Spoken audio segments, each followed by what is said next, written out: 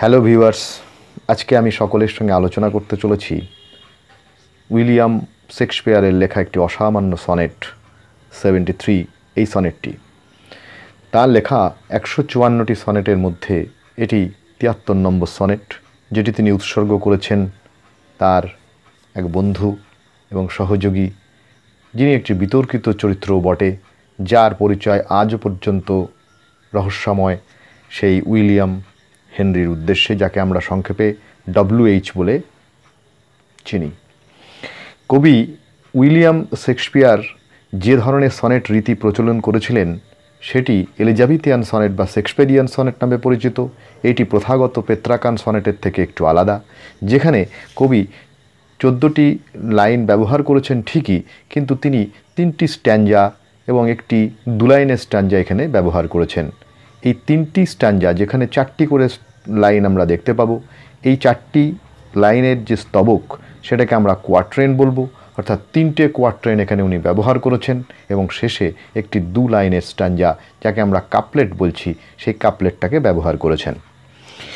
এই কবিতার মধ্যে দিয়ে উনি আমাদের 3টি অংশে তিনি বিভক্ত করেছেন কবিতাটিকে, এবং একটি রূপক চিত্রকল্প এখানে ব্যবহার করা হয়েছে, যেখানে শরৎকাল, দিনের সমাপ্তি এবং আগুন নিভে যাওয়া, এই 3টি ইমেজারিকে তিনি ব্যবহার করেছেন। তার আসন্ন মৃত্যুর কথাই কিন্তু কবিতার এই সনেটের মধ্যে দিয়ে তুলে ধরেছেন। তিনি তার বার্ধক্য এবং মৃত্যুর কাছাকাছি আসা এই জিনিসটিকে প্রকৃতির বিভিন্ন রূপকের মাধ্যমে উপস্থাপন করেছেন। কবিতাটিতে প্রেমিকের প্রতি কবির গভীর ভালোবাসার প্রকাশ ঘটেছে, এবং মৃত্যুর আসন্নতায় সেই প্রেম আরও মূল্যবান হয়ে উঠেছে, যেটিকে আমরা শেষের কাপলেট 2টি লাইনের যে স্তবক সেখানে গভীরভাবে প্রকাশিত হতে দেখছি। কবিতাটিতে জীবনের যে সমাপ্তি এবং মৃত্যুর অনিবার্যতা সেটি কিন্তু তুলে ধরেছে, এবং জীবনের ক্ষণস্থায়িকতাকে তিনি স্মরণ করিয়ে দিয়েছেন। এ প্রসঙ্গে মনে রাখা দরকার যে সেই সময়কার দিনে এলিজাবেথিয়ান পিরিয়ডে যখন কবি এই কবিতাটি রচনা করেছেন, সেই সময়তে মানুষের গড় আয়ু ছিল 35 বছর, অর্থাৎ জীবনের ক্ষণস্থায়িকতাকেই তিনি এই কবিতার মধ্যে দিয়ে স্মরণ করিয়ে দিতে চেয়েছেন, এবং তিনি এখানে রূপকের মাধ্যমে এই জিনিসটাকে ব্যাখ্যা করেছেন। সনেট 73 মূলত বার্ধক্য, মৃত্যু এবং সময়ের সাথে সাথে প্রেম এবং জীবনের পরিবর্তনশীলতা নিয়ে লেখা একটি শক্তিশালী কবিতা। তো চলো এবার আমরা লাইন বাই লাইন এই কবিতাটিকে বিশ্লেষণ করি। দেখো, প্রথম 4 লাইনের যে স্তবকটা আমরা পাচ্ছি, সেখানে প্রথম লাইন এরকম রয়েছে: that time of year thou mayst in me behold. That time of year thou mayst in me behold, when yellow leaves or none or few do hang upon those boughs which shake against the cold. Bare ruined quares where late the sweet birds sang. অর্থাৎ এখানে কিছু আর্কেইক শব্দ ব্যবহার করা হয়েছে, যার মধ্যে দেখে নাও দাও। দাও মিনস আমরা বলবো ইউ, এবং তারপরে দেখো আর একটা শব্দ রয়েছে যেখানে বলা হচ্ছে মেইস্ট, যাকে আমরা বলতে পারি মে। তাহলে দেখো, দ্যাট টাইম অফ ইয়ার অর্থাৎ বছরের সেই সময়টা তুমি আমার মধ্যে দেখতে পাচ্ছ, যেখানে পাতাগুলো, গাছের পাতাগুলো হলুদ হয়ে গেছে, এবং সেগুলো কিছু কিছু রয়ে গেছে, কয়েকটা এখনও গাছের ডালের মধ্যে ঝুলে রয়েছে। আপন দোজ বাউজ, বাউজ মানে হচ্ছে ডালের মধ্যে ঝুলে রয়েছে, which shake against the cold, এবং যে ঠান্ডা হাওয়ায় গাছের ডালপালাগুলি কাঁপছে, এবং তার ফলে সেই পাতাগুলিও কিন্তু কাঁপছে। এর পরের লাইনে কি বলেছে দেখো, bare ruined choirs where late the sweet birds sang. অর্থাৎ এখানে উনি এই হলুদ হয়ে যাওয়া, পাতাহীন হয়ে যাওয়া যে গাছটা, সেই গাছটার কথাই বলতে চাইছেন, এবং সেই গাছটা হয়ে গেছে জীর্ণ, যেখানে কিছুদিন আগে পর্যন্তও কিন্তু পাখিরা সুন্দরভাবে মধুর স্বরে গান গাইত। অর্থাৎ এখানে কবি তার নিজের জীবনকে একটা হলুদ হয়ে যাওয়া পাতার সঙ্গে তুলনা করেছেন। হলুদ হয়ে যাওয়া পাতা বলতে, গাছের পাতা সাধারণত আমরা সবুজ দেখে থাকি, কিন্তু যখন সেই পাতাটি হলুদ হয়ে যায় তার মানে বুঝে নিতে হবে সেই পাতাটির ঝরে পড়বার সময় হয়েছে। এবং এখানে যে ইমেজারিটা আবার উনি ব্যবহার করেছেন সেটা হচ্ছে bare ruin choirs where the late the sweet birds sang, অর্থাৎ এই গাছটির ওপরে যে সমস্ত পাখিগুলো এসে বসে গান করতো সুমধুর স্বরে, সেই সময়টা কিন্তু চলে গেছে। অর্থাৎ তার প্রাইম টাইম, অর্থাৎ জীবনের যে আসল যে সময়টা, ইউথটা, সেটা কিন্তু প্রায় শেষ হয়ে গেছে এবং তিনি মৃত্যুর মুখোমুখি দাঁড়িয়ে আছেন। এরপরে আমরা দ্বিতীয় স্ট্যান্জায় চলে আসি। সেখানে দেখো, as after sunset fadeth in the west, সূর্য ডুবে যাওয়ার পরে, সূর্য পশ্চিম দিকে যখন অস্ত চলে যায়, which by and by black night doth take away, তারপর দেখা যায় আস্তে আস্তে কালো রাত সেই দিনটাকে গ্রাস করতে থাকে। অর্থাৎ কবি এখানে কিন্তু তার নিজের জীবনের কথা আবার বলছেন, তার আসন্ন মৃত্যুর কথাটাই তিনি আবার বলছেন এবং তিনি বলছেন, তিনি জীবনটাকে তুলনা করছেন একটা দিনের সঙ্গে। যে দিনটা কিন্তু সূর্য যখন উঠেছিল তখন তার দিনটা শুরু এবং সূর্য যখন অস্ত যায় কোনো দিনের সমাপ্তি হয়। কবি বলছেন সূর্য ডোবার সময় এসে গেছে এবং সন্ধ্যার সময় আস্তে আস্তে কালো অন্ধকার সেই রাত কিন্তু শুরু হবে, অর্থাৎ তার মৃত্যুর সময় কিন্তু আসন্ন হয়েছে।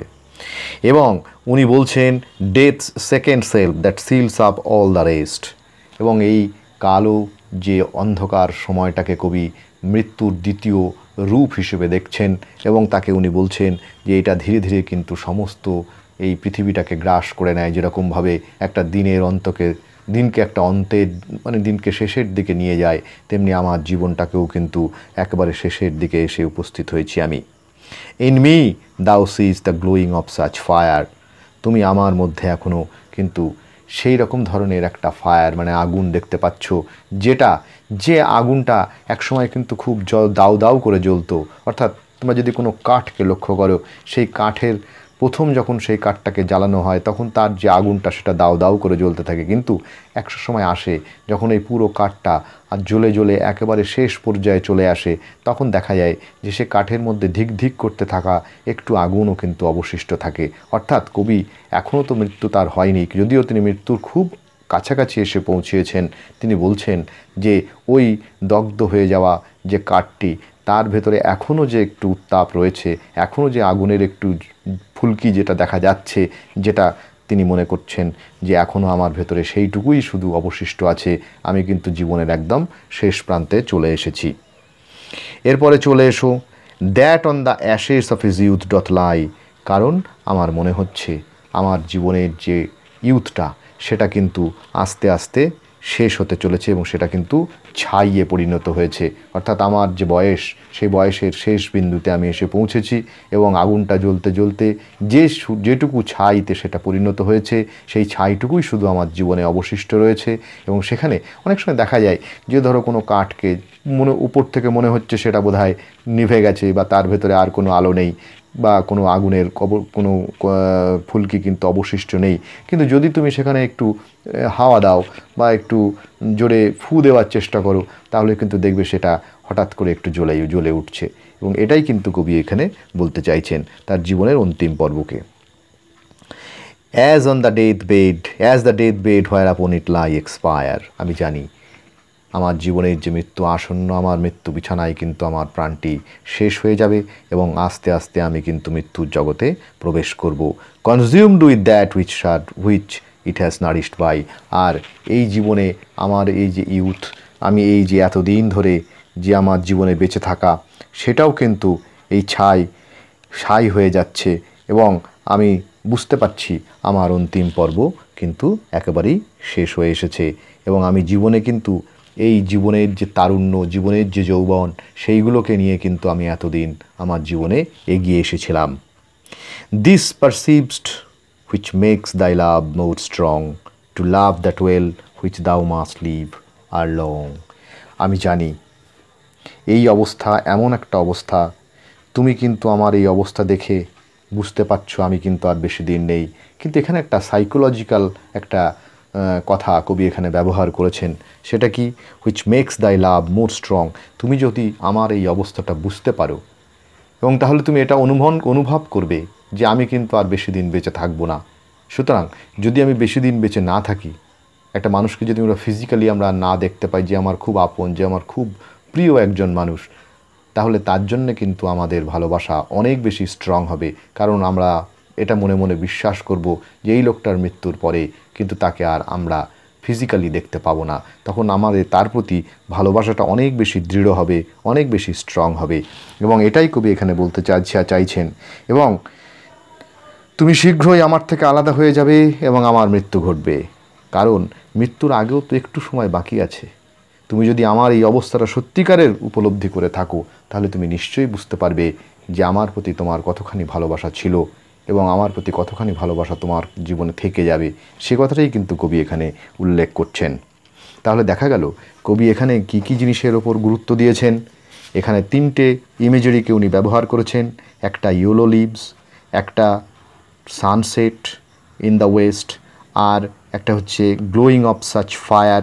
এই ইমেজারিগুলোকে ব্যবহার করে উনি কিন্তু আসন্ন মৃত্যুর কথাই উনি ব্যবহার করছেন।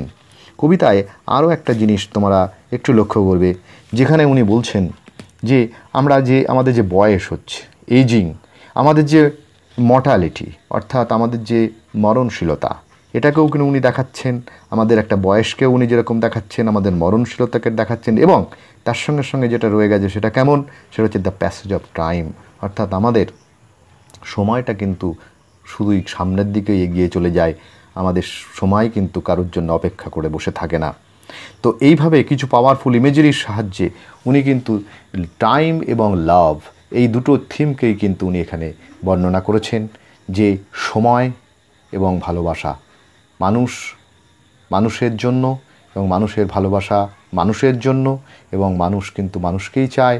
কিন্তু সব মানুষ সব সময় তো আর আমাদের মধ্যে তারা থেকে যেতে পারে না। তাদের যে মর্টালিটি অর্থাৎ মরণশীলতা, সেটা কিন্তু এক্ষেত্রে প্রমাণিত হয়। তো এই কথাই কিন্তু কবি এই কবিতার মধ্যে দিয়ে বর্ণনা করেছেন।